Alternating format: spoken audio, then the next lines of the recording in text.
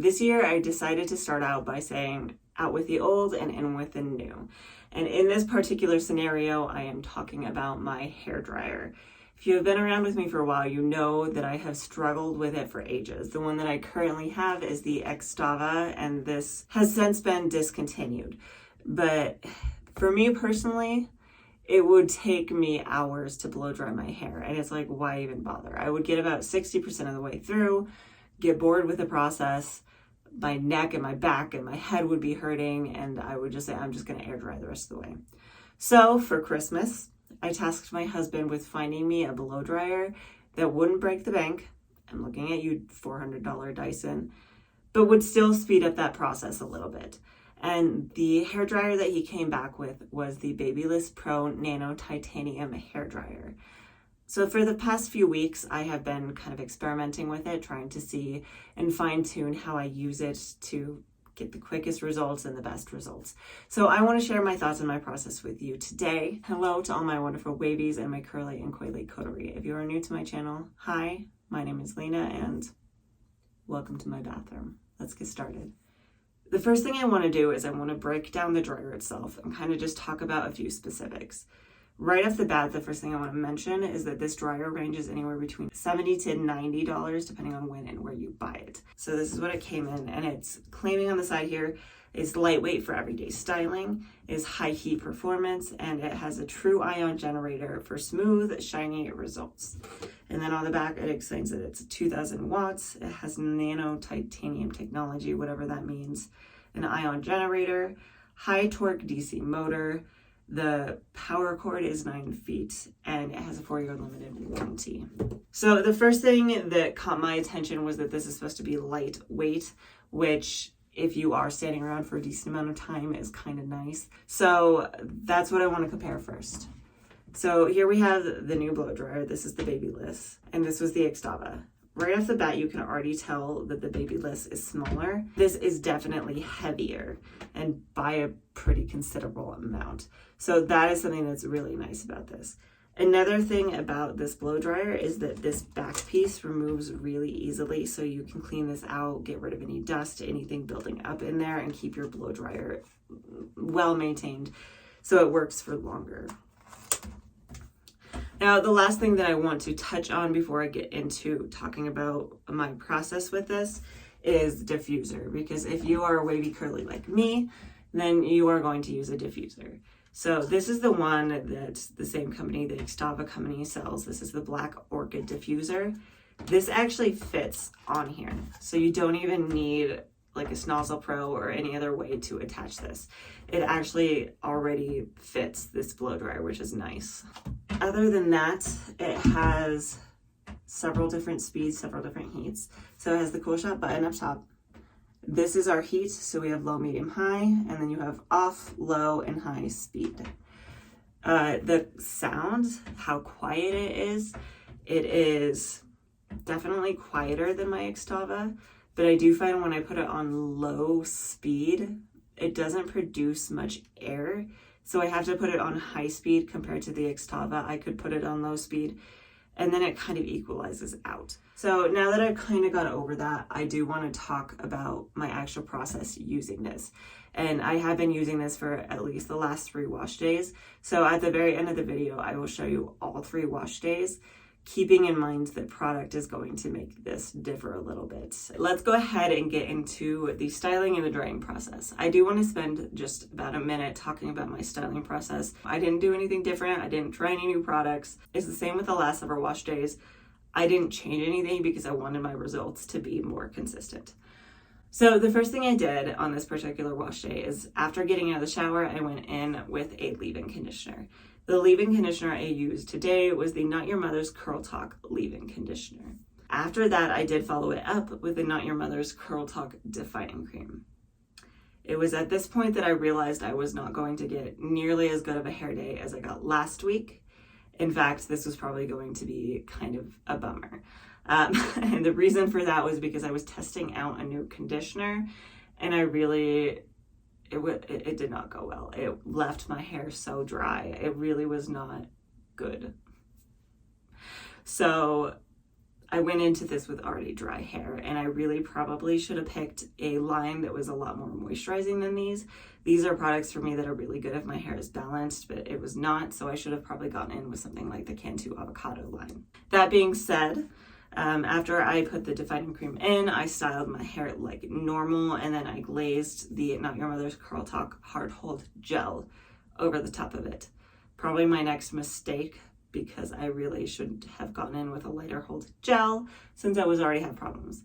But anyway, so I styled my hair and then I moved on to the drying process. I did plop it as much as I could to get as much moisture out as possible before blow drying. And the first thing I always do when I'm blow drying my hair is I hover diffuse. So I have my black orchid diffuser on my blow dryer, and I hovered it around my hair until I had a gel cast. So for settings, I did put it on a medium heat. I kind of swapped between medium and low because, to be honest, even the medium on this blow dryer, the medium heat, is still relatively hot and tends to burn my scalp. So I kind of switched between the two of those, and then I put it on a high speed and hovered it around my hair. Again, like I said, just pointing out that the low speed really doesn't give me enough airflow. I hovered that around my hair until I had a gel cast. That took me probably 3 to 4 minutes. I probably should have spent at least another minute on that, but that would still put us at closer to 5 minutes, which is still better than the Xtava, because the Xtava blow dryer I was using would take at least 10 minutes to get any sort of gel cast. So after that, I moved on to pixie diffusing. Now, the settings I used for this was I put it on low heat, and then once I had cupped my hair up into the diffuser, I would turn it on high speed. Occasionally, I would throw in a little bit of medium heat, but as soon as my scalp started to feel hot, I would turn it back down to low. So I kind of switched between the two of those. And I did this for 20 minutes. So already we're looking at not being nearly as good as the new Shark or the Dyson. But that being said, we are looking at a different price range. So that's not necessarily to be unexpected. But that being said, after those 20 minutes, my hair was probably about 90% dry, which with the Xtava, after spending 30 minutes on my hair is like 60% dry. So it already is making a considerable difference. If I can spend the same amount of time blow drying my hair, but actually walk away with it being dry at the end, that's a good blow dryer for me. So I pixie diffused it for 20 minutes. And then I got to a point where I don't typically get, if I've ever gotten to this point with my Xtava, is I turned it off, I felt my hair and realized the ends were dry, but the mids were still wet. So at this point, what I did then was I did turn it back on to medium heat and then high speed and just shot it right through my mids.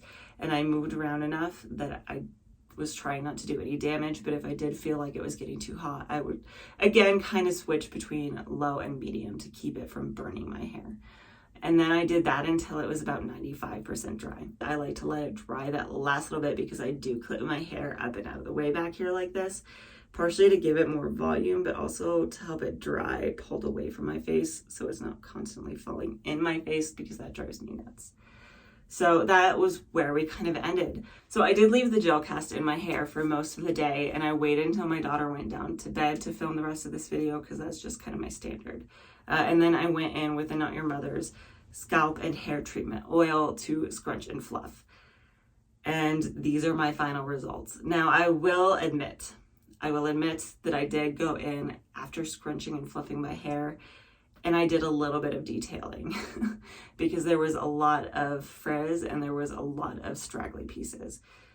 But that being said, like I said earlier, that has a lot more to do with a lack of moisture in my hair and not the blow dryer, which is why I want to show you my results from the last 2 wash days as well, because both of those ended up much better. I was really considering refilming this video, but I kind of decided to bite the bullet. So I did really quickly just fluff this back up because I did have a few spots that still had a bit of a cast on them. So these are my results. And honestly, even with a lousy conditioner and really dry hair, it's not awful. I've definitely had better in the past few months, and this is probably the worst it's been in a while, but it's still not end of the world awful. I could go out like this, it's fine. So moving on from that, I want to talk about this hairdryer and whether or not I think it's worth it. First off, really quickly, I just want to bring this kind of to everybody's attention. Part of the reason that I made this video was because I fell in this camp of thinking that it was either a really cheap hairdryer for 30, 40, 50 bucks that's going to take 2 hours to dry my hair, or it's a $400 Dyson. And obviously I can't afford a $400 Dyson, so I'm stuck with 2 hours blow drying my hair.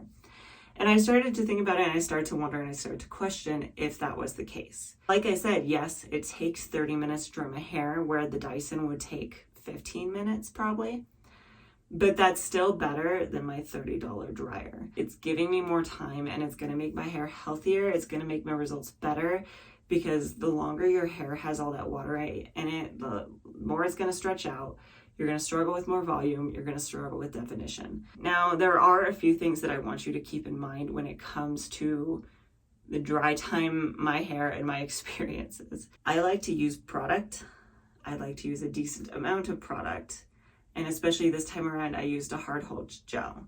And all of these things stack up to make it so it takes longer to dry my hair. The other thing that I want to bring up here is I have low porosity hair. So if you are the kind of person that has high porosity hair, is going to do a much quicker job at blow drying your hair. But because I have to work more to get water into my hair, I also have to work more to get it out of my hair, which means that it's going to take a little bit longer. So for $90, I would say that this is worth it. If this is something that is within your budget range, I suggest giving this a try and looking into it. That being said, if you have a hairdryer that you just absolutely love, that blow dries your hair quickly and doesn't take two hours to dry your hair, let us know down in the comments below what it is. How much did your blow dryer cost? What is it? What kind of styling process do you have? Are you the kind of person that you layer a lot of products like me, or do you really just want it done it? And then also let us know what your hair type is so that we can kind of compare notes. Is my hair taking longer because it's low porosity? Things like that. I really want to hear your feedback, mostly so that we can help other people find blow dryers within their budget that can help speed up their dry time. I want to help other people out. I want to give other people this information so that they can take it and use it for their own process, for their own routine. So please help each other out. Be kind to each other in the comments. If you like content like this, I do post a new video every Tuesday, so please like and subscribe. And otherwise, hopefully, I will see you next time.